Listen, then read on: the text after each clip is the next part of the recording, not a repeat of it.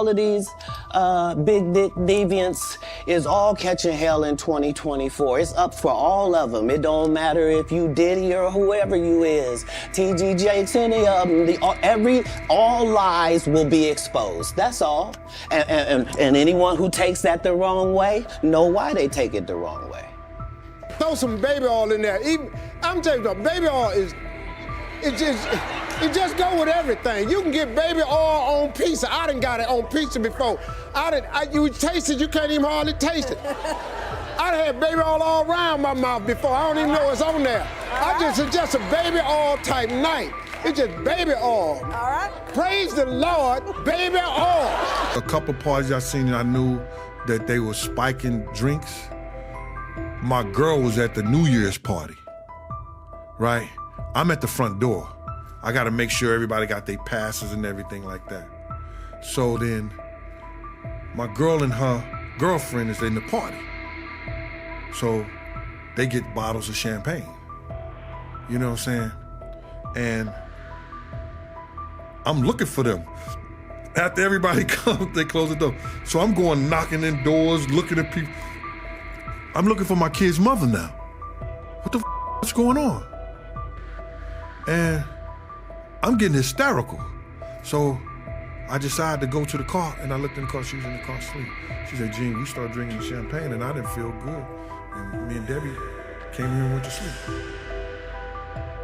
When you mention the name Katt Williams, you are not just talking about a comedian. You are talking about a cultural truth teller, a man who has built his legendary name by relentlessly calling out the dark, hidden side of Hollywood. Over the years, he has earned a reputation for speaking the uncomfortable truths that most others are too afraid to even whisper. And now, Katt is focusing his sharp, unfiltered honesty on what he calls a secret circle in the comedy industry. At the heart of this alleged circle are three of the most recognizable names in comedy: Steve Harvey, Cedric the Entertainer, and Ricky Smiley. Katt Williams claims that this powerful trio operates not just as friends, but as a strategic cartel, controlling opportunities and protecting a corrupt system. According to reports, this isn't just Katt's opinion. Even a Hollywood legend like Samuel L. Jackson has hinted that these men are genuinely afraid of Katt Williams. Their fear isn't because he is physically dangerous, but because he knows too much. Katt is not a man who backs down, and his recent statements connecting Steve Harvey to the orbit of Diddy's alleged network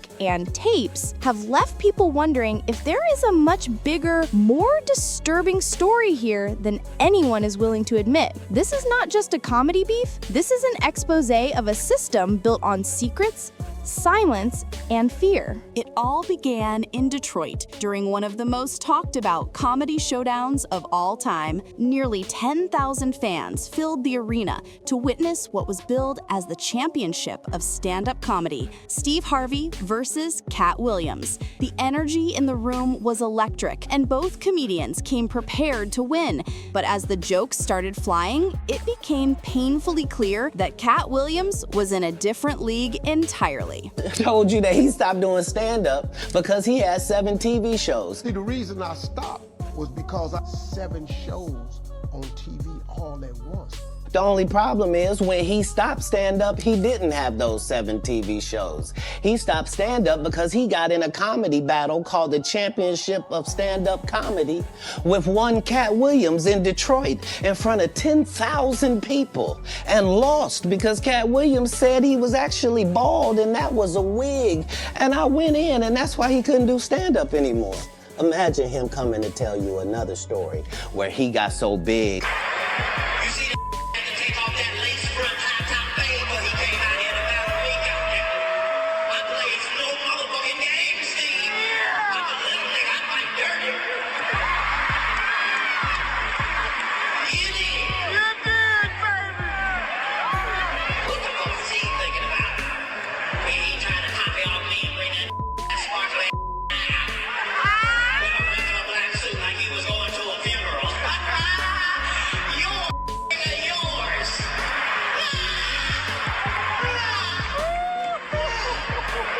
His timing was perfect, his confidence was unbreakable, and his sharp, intelligent wit had the massive audience on his side from the very first joke. When Katt began mocking Steve Harvey's famously pristine hair, saying he was bald and hiding under a fake hairpiece, the crowd absolutely erupted. It was a brutal, hilarious, and honest moment that Harvey couldn't recover from. That night, Harvey's image as the untouchable king of comedy took a major public hit. People who were there still talk about how that single performance changed the trajectory of both of their careers. After that event, Steve Harvey started to noticeably move away from the raw, unpredictable world of stand-up comedy, focusing instead on the safe, controlled environment of television hosting. Many believe this was no coincidence, but the direct result of a public embarrassment and a devastating loss of confidence. While Harvey became a symbol of caution and corporate control, Katt Williams became the symbol of fearless, authentic comedy. The battle line had been drawn. It wasn't just about who was funnier, it was about two different philosophies of what comedy should be. Was it a tool for telling the truth, no matter how uncomfortable, or was it a product to be packaged and sold by the highest bidder? Years later, that tension resurfaced at the 2017 Def Comedy Jam reunion. It was supposed to be a night of celebration, a tribute to the legendary comedians who had defined an era. But according to reports, the night turned incredibly awkward. The legendary Dave Chappelle took a moment to publicly praise Katt Williams, calling him one of the most authentic and fearless comedians of their time. The audience roared in agreement, giving Katt the recognition he had long deserved. But something about that moment made Steve Harvey visibly uncomfortable. Witnesses who were there say he kept interrupting, trying to shift the attention back to himself. Cedric the Entertainer and Ricky Smiley tried to back him up, but their laughter seemed forced and hollow. Insiders described Harvey's reaction as a clear case of deep insecurity disguised as humor. That night, Katt proved that respect in comedy cannot be bought or controlled. It must be earned. The foundation of Katt Williams' argument against this circle is built on a series of specific and deeply personal betrayals. He famously turned his attention to Cedric the Entertainer, accusing him of stealing his single best closing joke from a performance on BET's Comic View and using it almost word for word as the grand finale for the massive Kings of Comedy tour.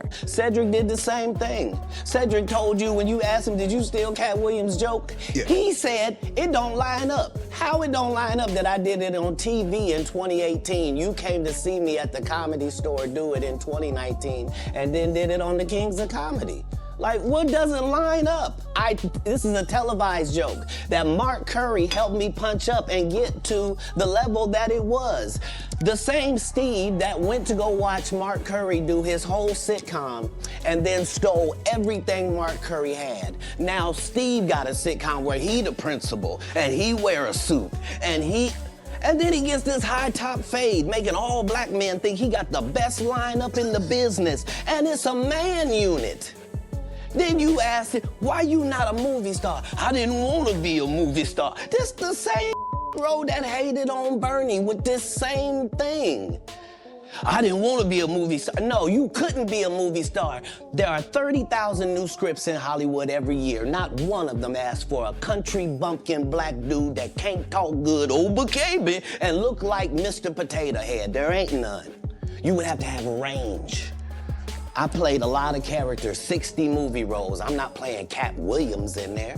Katt explained that he had performed the original, more complex version of the joke years earlier, and that Cedric had simply changed a few minor details to make it seem new. For Katt, this wasn't just about ego. It was about the sacred code of comedy: respect and integrity. He said that real comedians build their careers on originality, not on imitation and theft. As his accusation gained traction, fans began revisiting old clips of both comedians and noticed the undeniable similarities, which added a powerful layer of credibility to Katt's claims. Cedric never fully addressed the accusation, choosing silence over a public confrontation. To Katt Williams, that silence spoke volumes. It was a silent admission admission of guilt, and it showed that the Hollywood system protects its favorites while actively ignoring and dismissing the ones who dare to challenge it. The entire situation exposed a dark truth about how some comedians advance in their careers by stepping on the work of others instead of standing on their own unique talent. Perhaps the most emotional and disturbing part of Katt Williams' story involves the late, great Bernie Mac. Katt has claimed for years that Steve Harvey, Cedric the Entertainer, and Ricky Smiley worked together behind the scenes to actively block Bernie's success. This shocking claim was later supported by the legendary DJ Ed Lover, who said that Bernie himself had once told him that he felt deeply betrayed by his own peers in the comedy world. Katt believes that Bernie Mac was treated unfairly because his raw, unfiltered, and powerful style made certain people in power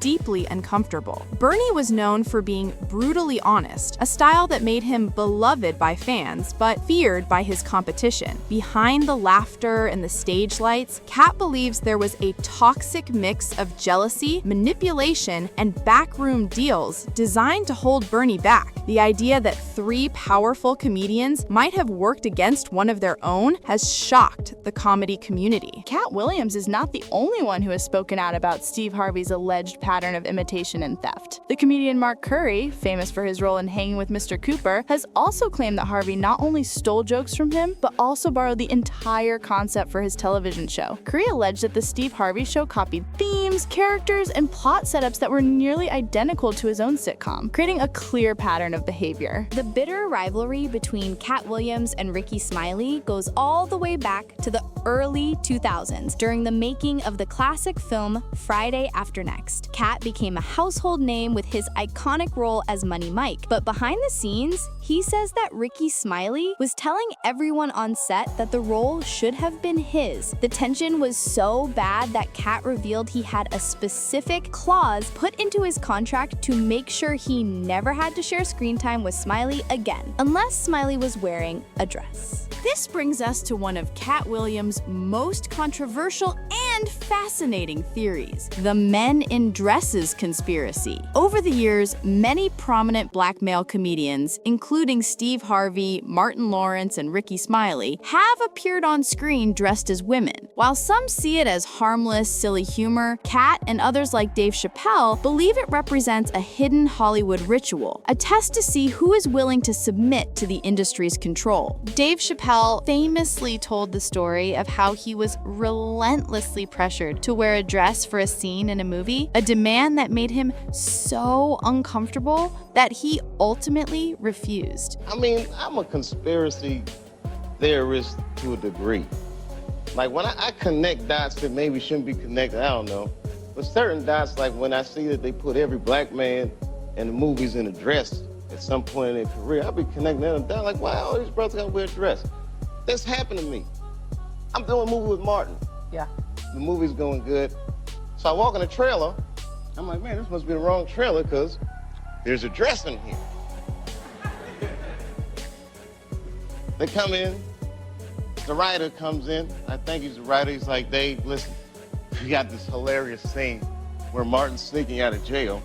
So he disguises you as a prostitute. And he put this dress on. And what? The prostitute?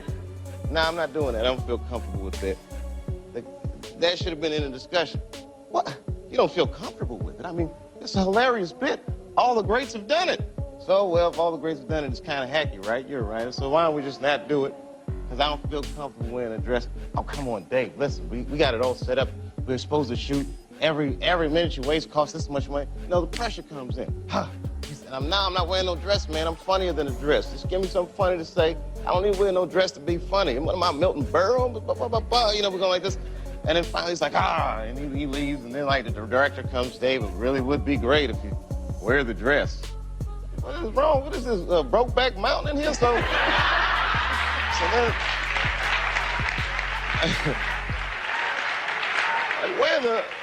wear the dress. I don't want to wear the dress. I want to wear this dress. You know what I mean? This is, oh gosh, that's so difficult. They leave. Now the producers comes, come on, David would be so great. I mean, and then I started thinking about it. All the comics that I've seen, man, you know, strong brothers, why they be putting us in these dresses? But the minute it was clear, I was adamant, I'm not wearing a dress, I'm not wearing the dress. All right, fine, think of something else. That comes back 10 minutes later, the whole new scene. Hot damn, how did you write the scene so fast? Katt believes that those who agree to this ritual are often rewarded with bigger opportunities, while those who refuse are quietly blacklisted. To him, it is not about a costume. It is about maintaining his dignity and refusing to be humiliated for a paycheck. It is possible that there isn't anything funnier than a guy in a dress. And if that's the case, then it might also be said that there's nothing funnier than a black guy in a dress. Okay, well, I watched all of my friends throughout my entire life be able to dunk a basketball, but not me. So everybody can't do everything. So, you know, some of us make choices. I think it's not a biggest choice for others. I'm saying at the end of the day, Kevin doesn't have to worry about what people are gonna say about him wearing a dress because of the long line of dress-wearing people before him. So now we had Big Mama's house 1, 2, and 3. Yeah. I've never seen Medea in a pantsuit. I think she wears dresses. So now I'm saying, why are we picking on poor little Kevin Hart? Because it was his turn next. Some of us are against the Illuminati, and we are against the Illuminati at our own detriment. When people are against the Illuminati, then they get punched in the face all the time. The press hates them, and nobody likes them. Over time, Katt Williams started to describe what he called a secret comedy circle. He claimed that Steve Harvey, Cedric the Entertainer, and Ricky Smiley were the core members of a group that protected each other's careers while actively keeping out anyone who did not follow their unspoken rules. According to him, this group steals jokes, manipulates contracts, and controls who gets opportunities and who doesn't. This is where the story takes its darkest turn, connecting the dots between the comedy world and the sinister network of Diddy. As the years have passed, Katt Williams' mornings about Diddy have begun to sound less like wild rants and more like grim reality. He has often hinted that certain powerful people in entertainment, including well-known comedians, are tied to Diddy's network through hidden favors, private recordings, and secret deals. According to Katt, these deep connections explain why so many celebrities publicly protect Diddy, or at the very least, stay completely silent. Rumors have swirled for years that Steve Harvey's friendship with Diddy was not just casual, but strategic. Insiders have claimed that Harvey's access to television opportunities and major sponsorships often coincided with his alignment with Diddy's powerful business circle. Katt has even implied that Steve Harvey knows about the infamous tapes that Diddy allegedly kept, and that the fear of being exposed is what keeps him silent and compliant. Whether or not these tapes physically exist, Katt's repeated statements have shattered the public's faith in Hollywood's innocence. When Katt says he kept all the tapes, he may be suggesting that Diddy holds a terrifying amount of leverage over several major figures, and that their silence is the price of their protection. Katt Williams has proven, time and again, that he is more than just a comedian. He is a man on a mission to uncover what others pretend not to see. His clashes with Steve Harvey, Cedric the Entertainer, and Ricky Smiley are not just about personal rivalries. They are about a bigger, more important truth regarding how Hollywood really operates. Whether he is talking about stolen jokes, hidden alliances, or mysterious recordings, one thing is certain: Katt Williams refuses to be silent. The only question now is, how long can Hollywood keep its secrets when one man keeps daring to tell the truth?